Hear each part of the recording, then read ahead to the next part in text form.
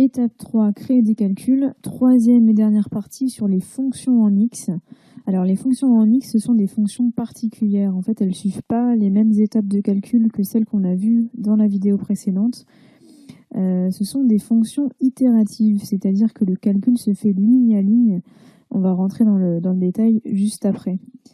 Alors, on les utilise la plupart du temps quand les calculs deviennent en fait un peu plus sophistiqués et que les totaux généraux sont différents des sous-totaux. Je m'explique. On va prendre un exemple dans Power BI. Donc ici, j'ai la même configuration que dans les vidéos précédentes, c'est-à-dire que c'est toujours l'exemple de ma société qui vend du textile en ligne. Donc dans mon exemple, la table qui nous intéresse, c'est la table des ventes, la table de fête, qui est reliée à la table des clients, au calendrier et à la table des produits. Alors disons maintenant que je souhaite calculer mon chiffre d'affaires moyen par jour et par produit pour une année donnée. Donc en fait, c'est bien mon chiffre d'affaires sur mon année divisé par le nombre de jours de vente effectués dans l'année. Ça pour chaque produit et donc sur une année. Donc je vais commencer par créer un tableau dans lequel en fait je vais mettre mes produits ID. Voilà, puis le chiffre d'affaires que j'ai déjà calculé et qui est simplement la somme de la colonne montant hors taxe de ma table des ventes.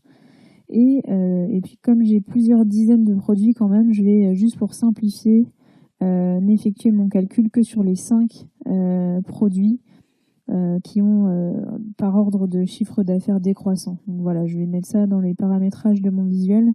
Ça va me permettre de ne pas trop polluer la vue et de garder simplement les 5 premiers produits. Et enfin, je vais filtrer sur l'année qui m'intéresse parce que j'ai des données de vente sur plusieurs années. Donc pareil, pour simplifier, je vais prendre qu'une seule année et je vais prendre l'année 2015. Alors, pour pouvoir calculer mon chiffre d'affaires par jour, il faut donc que j'évalue le nombre de jours de vente pour chaque produit. Là, j'ai déjà le chiffre d'affaires dans mon tableau. Donc, pour faire ça, je vais créer une mesure. Alors, petite précision, le nombre de jours de vente pour chaque produit. Pourquoi pour chaque produit? Parce que la date de mise en vente des produits est différente. Donc, chacun des produits n'a pas été vendu sur le même nombre de jours. Donc, allons-y, je vais créer cette mesure. Donc, nombre de jours égale, et donc là, je vais utiliser la fonction distinct count pour calculer les valeurs distinctes de ma table vente et de la colonne date. Voilà, donc si je visualise cette mesure telle quelle, j'ai le nombre de jours de vente différents, tous produits confondus. Mais si je place cette mesure dans mon tableau, rappelez-vous les 4 étapes pour les mesures. Premièrement, je détecte les filtres qui sont ici l'année et le produit ID. Puis, deuxièmement, on applique les filtres. Donc, on crée une table des ventes virtuelle qui contient que les lignes de ce produit ID et pour l'année 2015. Puis, troisièmement, on effectue le calcul. Donc, on compte le nombre de valeurs distinctes dans la colonne date. Et ensuite, finalement, quatrième étape, on restitue le résultat. Puis, on passe à la ligne du tableau suivante, etc., etc. Ça, c'est les 4 étapes pour mesurer, pour effectuer le calcul d'une mesure entre guillemets classique. Donc, c'est ce qui se passe ici. Voilà, donc j'ai bien un nombre de jours différents selon mes produits. Donc, maintenant, je vais calculer les ventes par jour. Donc, je vais créer une nouvelle mesure. Ventes par jour, et donc cette mesure elle est égale à la division de mon chiffre d'affaires sur le nombre de jours. Voilà, et donc d'ailleurs j'ai bien référencé ma mesure, c'est-à-dire que j'ai fait appel à 2 mesures qui existent déjà plutôt que de recréer tout un calcul en faisant appel aux mêmes fonctions que chacune de ma mesure chiffre d'affaires et nombre de jours. Voilà, je référence ma mesure, c'est une bonne pratique. Puis, je vais placer cette mesure dans mon tableau. Donc, on vérifie ensemble le résultat. Pour mon premier produit, par exemple, j'ai 39 226 € en chiffre d'affaires sur l'année, divisé par 274 jours sur lesquels j'ai vendu ce produit. Et donc, j'ai 143,16. Donc, ça match. Par contre, je vois qu'en bas que mon total est pas du tout égal à la somme de mes ventes par jour. Donc là, j'ai que des ventes par jour à plus de 100 €. Donc mon total devrait être au moins 500, même plus de 500 parce que j'ai 43 plus 17, on est déjà à 60. Plus 39 plus 11, on est à plus de 600. Donc là, ça va pas. Mon calcul est bon sur les produits, mais le total ne me convient pas. Alors qu'est-ce qui se passe? En fait, ce qui se passe, c'est que pour le total, Power BI applique ma mesure de la même manière que pour mes produits. C'est-à-dire qu'il fait donc le chiffre d'affaires 110 371, on va vérifier en même temps, qui divise par le nombre de jours, donc 353 au global. Et donc on obtient 312,67. Voilà. Donc c'est logique, hein, mais ça ne me convient pas. Moi, je veux que mon total soit égal à la somme des sous-totaux, donc à plus de 600 dans ce cas-là. Et donc, pour ça, on est dans un cas spécifique et on va pouvoir utiliser une fonction en X pour forcer, entre guillemets, nos totaux à être la somme des sous-totaux qui précèdent. Donc, l'anatomie d'une fonction en X, donc c'est comme ça. D'abord, on lui place en premier argument une table. Alors, cette table, elle peut être une colonne d'une table qu'on a déjà, mais attention, les valeurs doivent être distinctes. Quand on place cette table en argument d'une fonction en X, les valeurs doivent toujours être distinctes. Pourquoi? Parce que une fonction en X ne va pas appliquer 2 fois le même calcul sur 2 lignes identiques. Voilà, donc pour les rendre distincts, on peut notamment s'appuyer sur 2 fonctions. La fonction values, qui permet de sortir une table qui contient les valeurs distinctes présentes dans une colonne. Ou alors on a aussi la fonction filter, qui permet donc de sortir une table selon un certain nombre de critères. Donc dans certains cas, ça permet aussi de sortir une table avec des valeurs distinctes. Donc dans notre cas, notre table, c'est nos produits ID. Donc c'est en fait, on va utiliser la fonction values, hein, c'est values des produits ID de ma table vente. Ensuite, la fonction en X va évaluer une expression pour chaque ligne de la table. Alors cette expression, c'est soit une mesure qu'on a déjà définie, ou alors ça peut très bien être une expression en DAX, entre guillemets, classique. Et donc, ce qui se passe dans le traitement d'une fonction en X, la fonction X, donc, elle va d'abord évaluer une expression pour chaque ligne de la table. Donc on est à la première ligne, et donc elle va appliquer ce calcul sur cette première ligne.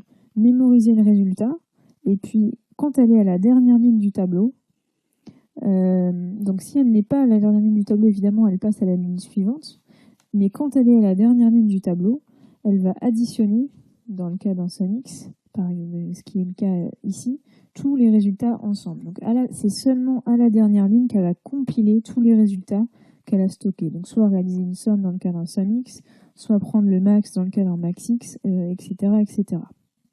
Voilà, donc si vous avez des problèmes avec une fonction en X, revenez vraiment à ce schéma et à ces étapes, redécoupez le traitement qui est effectué, ça vous aidera vraiment à y voir plus clair. Donc maintenant, on va pouvoir appliquer tout ça à notre exemple. Donc on va créer une nouvelle mesure pour laquelle on va se servir d'une fonction en X. Donc on va créer une autre version de vente par jour, on va l'appeler vente par jour, on va dire total additionnel. Et donc cette mesure, ça va être égal au SumX.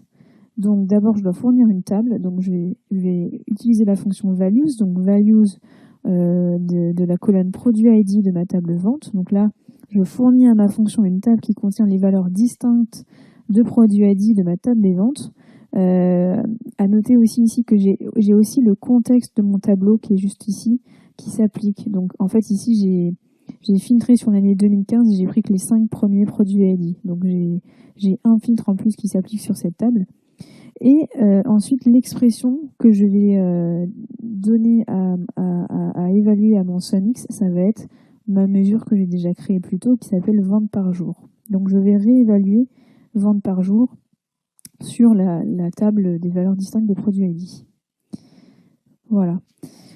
Je vais pouvoir visualiser ma mesure dans mon tableau et j'ai bien ici un total qui est égal à la somme des sous-totaux. Voilà, donc on a forcé le calcul de ce total général en utilisant une fonction en X. Je vous la refais si vous voulez rapidement.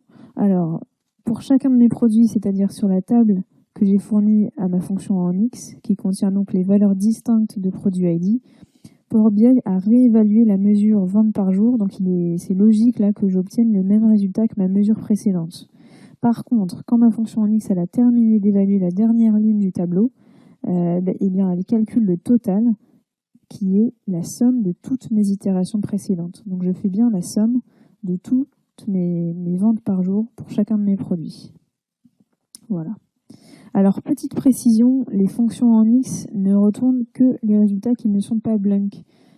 C'est pas le cas ici, mais si jamais j'avais un produit ADI que j'avais sélectionné qui n'aurait pas de CA, donc dans ce cas-là, mes ventes par jour sont égales à 0, donc sont blank, parce que rappelez-vous, blank c'est une valeur en erreur, une valeur nulle ou une valeur égale à 0. Donc dans ce cas-là, le produit ne serait pas visible dans le tableau. Voilà, à savoir dans les cas où il y a une ligne qui n'est pas présente et vous comprenez pas pourquoi, c'est dû à cette spécificité des fonctions en X. Voilà, et donc on retrouve exactement la même logique pour les autres fonctions en X, sauf que on applique d'autres opérations arithmétiques quand on arrive à la dernière ligne. Et donc simplement à noter que count X ne compte pas les blanks. Voilà, c'est une chose à savoir. Et puis voilà pour les fonctions en X. Donc vous n'aurez sans doute pas à les utiliser très souvent, mais souvenez-vous d'abord qu'on les utilise lorsque les totaux généraux doivent s'évaluer différemment que les sous-totaux, que le calcul est appliqué sur chaque ligne d'une table et que le total général est évalué selon la mise en mémoire de tous les résultats précédents.